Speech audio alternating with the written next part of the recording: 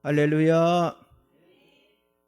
자, 오늘은 로마서 1장 1절에서 7절의 말씀을 가지고 높은 차원의 감사다라는 제목으로 은혜를 나누기를 원합니다. 여러분, 감사와 신앙은요, 둘이 아니라 하나입니다. 그러니까 믿음의 다른 언어는 감사다, 이렇게 말할 수 있어요. 그래서 우리 성도는요, 일상적인 감사를 뛰어넘어야 하는데, 그것은 하나님께 영광이 되는 감사를 드리는 것입니다. 그것은 우리들의 건강 또는 재산, 가정, 자녀, 산업, 직장, 학업 등 그런 어떤 일상적인 문제를 뛰어넘는 그런 감사가 우리 안에 있어야 한다고 하는 거예요. 자, 일상적인 조건적인 감사가 그게 전부라고 한다면 우리는요, 범사에 감사할 수가 없습니다. 왜냐? 살아가다 보면요, 조건이 채워지지 못하잖아요. 환경이 만족스럽지 못할 때가 많잖아요. 그래서 감사 대신에 원망과 불평으로 대신할 거라고 하는 거죠. 그러나 참 성도는요, 어떤 어려움 속에서도 하나님 앞에 감사하는 자가 되는 거예요. 자, 다음 주일날 드려지는 이 추수감사들은요, 고난 속에서도 하나님께 감사 예배를 드리는 그런 어떤 축제와 같은 날인데요. 자, 영국의 청교도들이 영국 남해안의 이 플리머스라고 하는 항구에서 1960년 9월 6일 이제 메이플라호를 타고 25명의 선원과 그리고 102명의 청교도들이 그 배에 승선을 했어요. 그래서 미국의 동해안, 이게 대서양이죠. 대서양의 이 중부지방인 이 버지니아를 목적지로 삼고 이들이 출발을 한 거예요. 그러니까 9월 6일에 출발을 한 거죠. 남자가 78명, 여자가 24명, 총 102명이 이제 출발을 했습니다.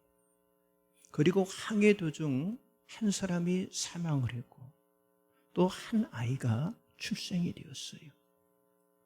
그런데 미국의 그 동해안은요, 항상 이제 이 북서풍이 강하게 불기 때문에 남쪽 버지니아로 가는 배가요, 그러니까 11월 11일, 오늘 우리가 12월 10일이니까 미국 날짜로는 11월 7일이죠.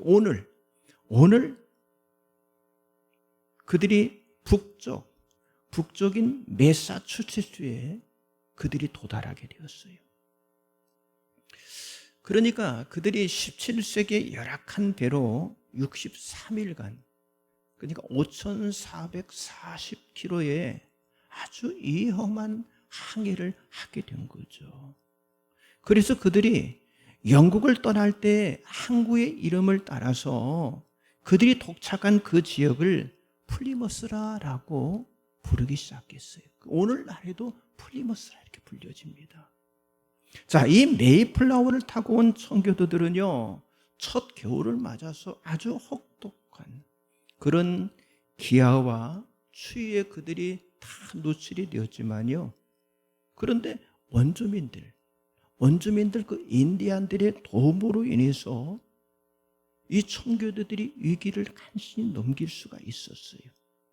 그래서 인디안들이 2년여 걸쳐서 청교도들에게 옥수수를 재배하는 법, 그리고 물고기를 잡는 법, 그리고 생필품을 만드는 법을 청교도들에게 가르쳐 주었어요. 그래서 1621년 가을 우여곡절 끝에 첫 추수를 마친 청교도들이 자기들에게 도움을 준 90여 명의 그 인디안들, 그 인디안들을 불러서 그들과 함께 감사의 행사를 열게 되었는데, 이게 바로 추수감사절의 유래입니다. 여러분, 그들이 행했던 그 첫 번째 추수감사절을 한번 상상해 보세요. 한번 생각해 보시기 바랍니다. 지금 오늘 우리들이 상상하는 어떤 풍성함에서 주어진 그런 감사라기보다는요, 그렇죠, 미지의 땅, 전혀 가보지도 못한 그 힘든 타국의 그 환경에서 간신히 자기 목숨을 건진 자들이 안도의 한숨을 쉬면서 드렸던 그런 감사의 예배였다고 하는 거예요. 그렇습니다. 진정한 감사 예배는요, 고난 속에서도 잊지 않고 드리는 감사의 마음을 담고 있는 것인데, 환경과 조건에 구속받지 않는 거룩한 감사가 하나님께 영광이 되는 감사가 된다고 하는 사실을 믿으시기 바랍니다.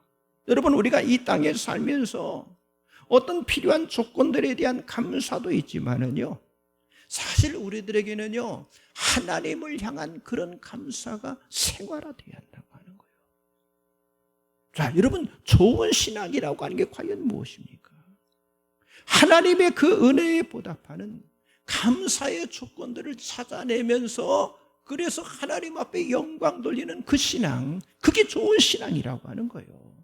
사도 바울은 데살로니가서 3장 9절에 우리가 우리 하나님 앞에서 너희로 말미암아 모든 기쁨으로 기뻐하느니 너희를 위하여 능히 어떠한 감사로 하나님께 보답할까라고 고백하며 편지를 쓰게 된 거예요.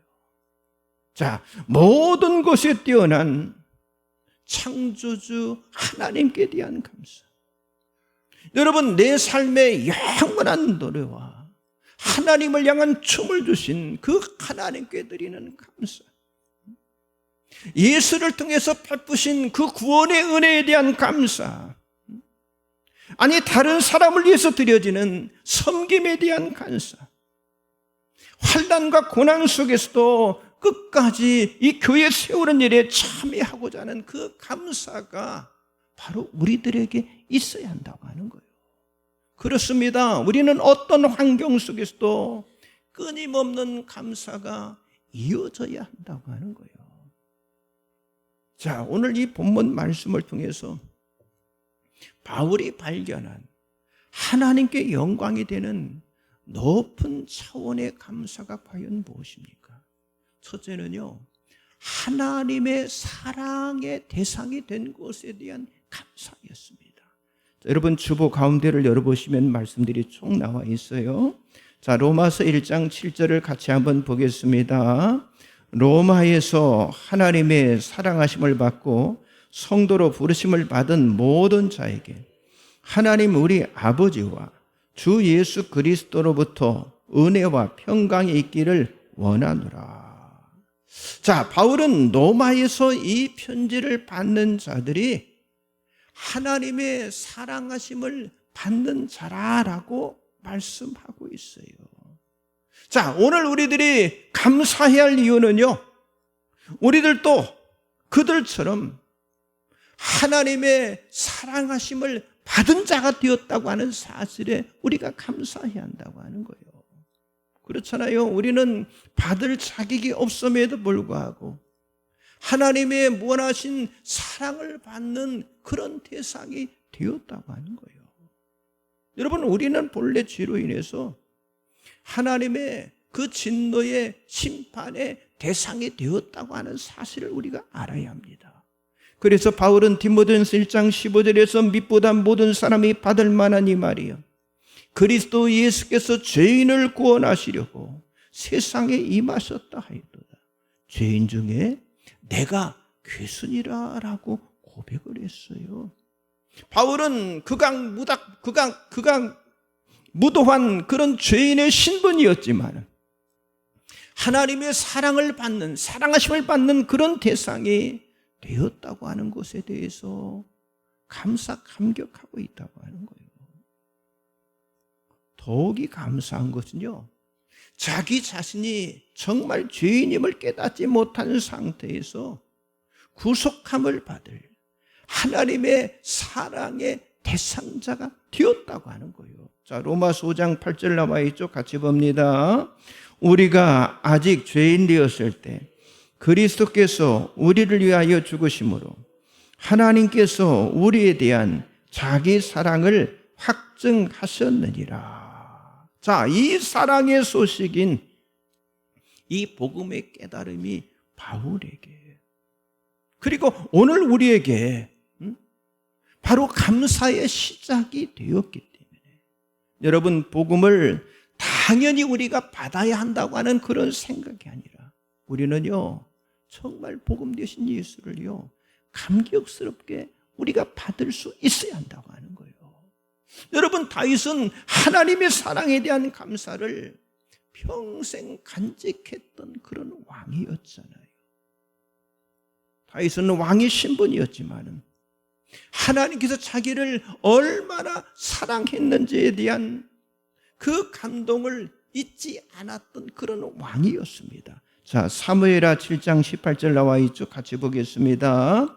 다윗 왕이 여호와 앞에 들어가 앉아서 이르되, 주 여호와여, 나는 누구이오며 내 집은 무엇이기에 나를 여기까지 이르게 하셨나이까. 여러분, 다윗은 자신이 과거에 이스라엘에서 가장 천한 직업인 목동이었고, 그리고 8 아들 중에서 가장 작은 막내였을 때 왕으로 기름 부음 받은 것을 생생하게 기억을 하고 있었어요. 바로 이것이 다윗의 위대한 감사의 신앙이었다고 하는 거예요. 그렇습니다. 복음을 깨달은 사람은요, 하나님께 대한 사랑의 감격이 넘쳐 흐르게 된다고 하는 사실이죠. 지금 내가 된 것이 정말 분에 넘치는 하나님의 사랑의 은혜로 이루어졌다고 하는 사실을 고백하게 된다고 하는 거예요. 그러므로 하나님의 무한한 자비를 발견한 사람은요, 억지가 아닌, 정말 억지가 아닌 감사와 감격의 예배를 드리게 되어 있다고 하는 사실이죠. 자, 로마서 12장 1절 나와 있죠. 같이 봅니다. 그러므로 형제들아, 내가 하나님의 모든 자비하심으로 너희를 권하노니 너희 몸을 하나님이 기뻐하시는 거룩한 산 제물로 드리라. 이는 너희가 드릴 영적 예배니라. 하나님이 기뻐하시는 영적인 예배를 드릴 수 있는 것은요, 하나님의 자비하심을 깨달을 때에만, 그때에 가능한 그런 예배를 드릴 수 있다고 하는 거예요. 그런데 우리 자신에게서 감사한 마음이 없다고 하는 건요, 왜 그래요? 이미 하나님의 사랑이 내 안에서 식어졌다고 하는 거예요. 그래서 여러분, 감사 신앙의 회복은요, 정말 하나님의 사랑을 마음속 깊이 깨닫고, 그리고 감사하는 데서부터 시작이 된다고 하는 거예요. 여러분, 정말 더 많은 감사 생활을 여러분들이 원한다면, 더 많은 하나님의 사랑에 대한 그런 감격 속에 여러분들이 살아가시길 바랍니다. 여러분, 환경이 개선되어서 감사가 생긴다면요, 그것은요, 진정한 감사가 아니라고 하는 거예요. 환경에 구속받지 않는 절대적인 감사가 내가 지금 하나님의 사랑의 대상이 되었다는 그런 감격에서 흘러 넘치게 될 줄 믿습니다. 여러분, 다음 주에 있을 추수감사절의 감사와 예물이 의무감이 아니라 하나님의 모든 자비하심에서 나오는 그런 사랑의 감격이 될 때 정말 하나님께서 기뻐 받으시는 그런 예배와 예물이 될 줄 믿습니다. 그렇잖아요. 우리가 매년마다 추수감사절 예배를 드려요. 자, 이 추수감사절 절기 때마다 의무적으로 또는 억지로 드리는 것이라면 그 드려진 예물, 그 드려지는 예배가 하나님과 자신에게 무슨 의미가 있겠냐고 하는 거예요. 사랑하는 성도 여러분, 하나님으로부터 얼마나 큰 사랑을 받았는지에 대한 진정한 감사가 여러분에게 있으시고, 그리고 여러분들의 그 내면으로부터 흘러넘치는 하나님이 받으시는 그런 추수감사절을 여러분들이 준비하시기를 주님의 이름으로 축복합니다. 옆 사람 좀 인사하세요. 하나님의 사랑의 대상이 되었음에 감사합시다. 두 번째는요, 성도로 부름받은 것에 대해서 감사했습니다. 자, 바울은 우리가 아까 봤던 본문 7절에서 로마에서 성도로 부르심을 받은 모든 자에게 감사의 편지를 지금 쓰고 있습니다.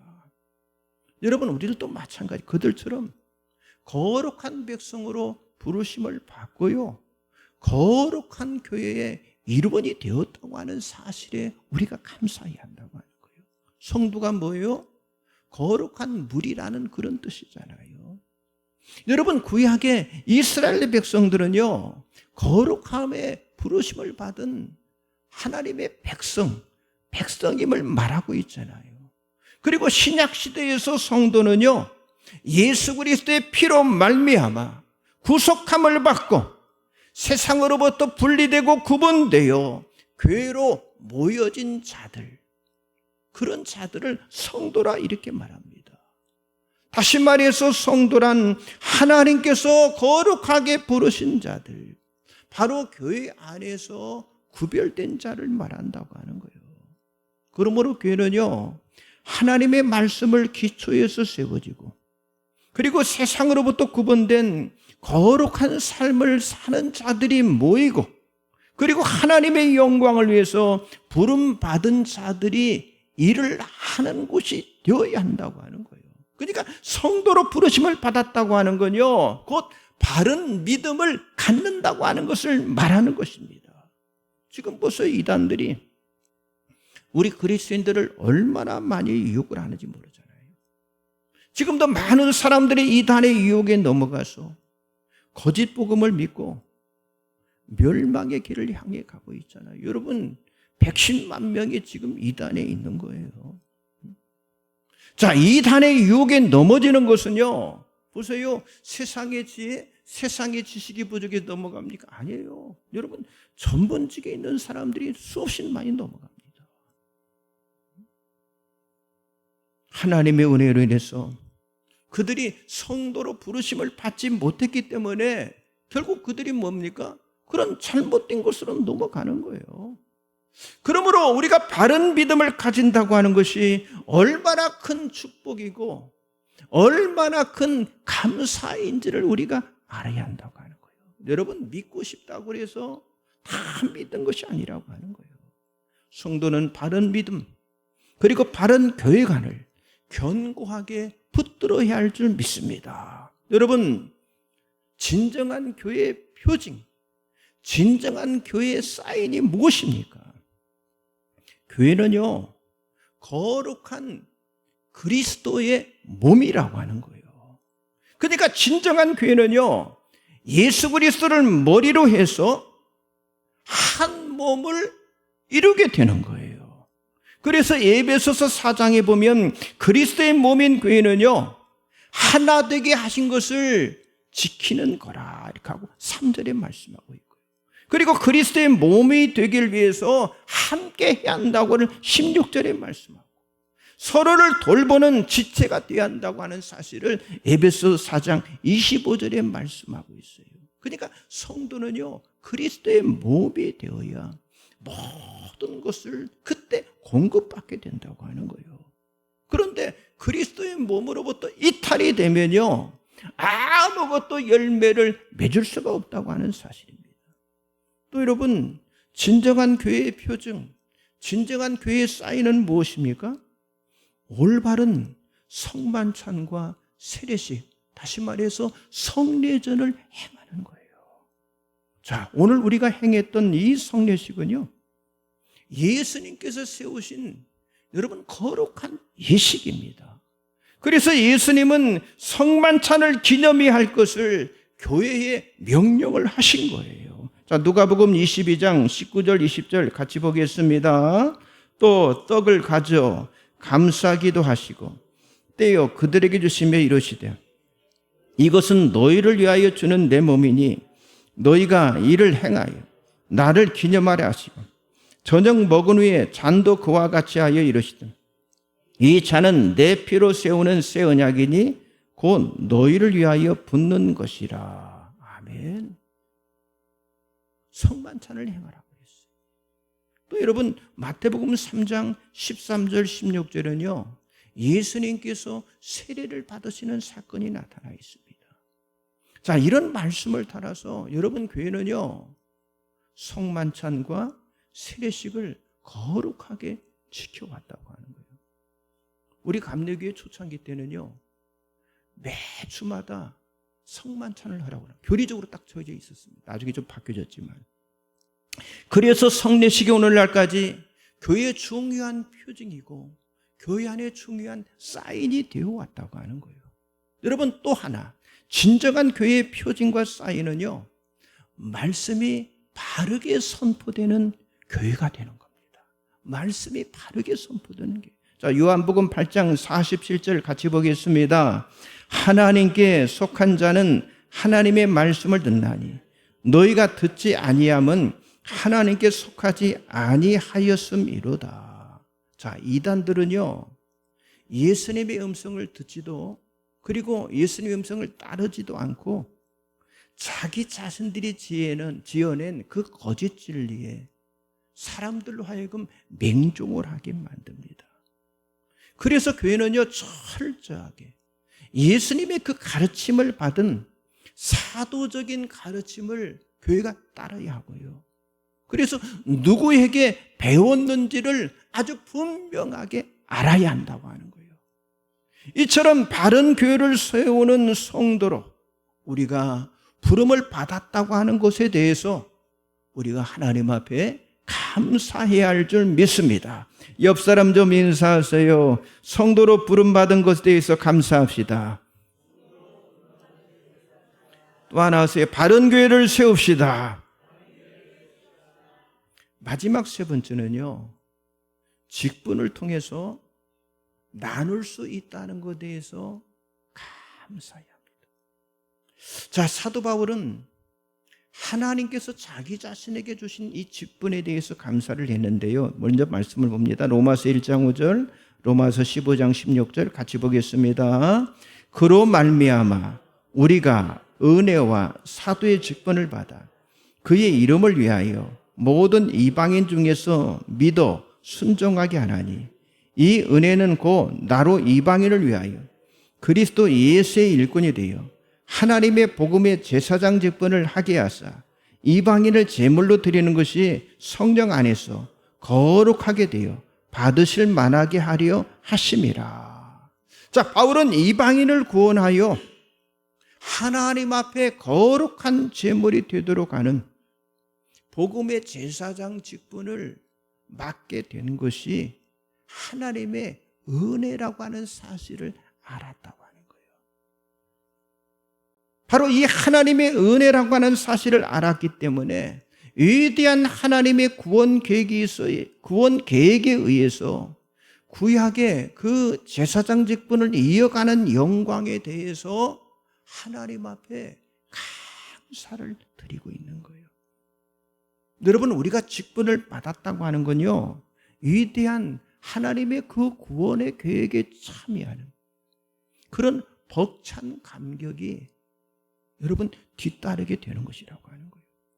근데 이것은요, 어떤 사도들만이 가지고 있는 감동이 아니라 작은 일에 헌신하는 모든 성도들이 느낄 수 있는 감동이라고 하는 거예요. 여러분, 특별히 하나님께서는요, 하나님의 영광의 통로로 교회를 세우셨습니다. 그리고 하나님은 우리를 이 교회를 섬길 수 있는 그런 직분을 우리에게 나누어 주신 거예요.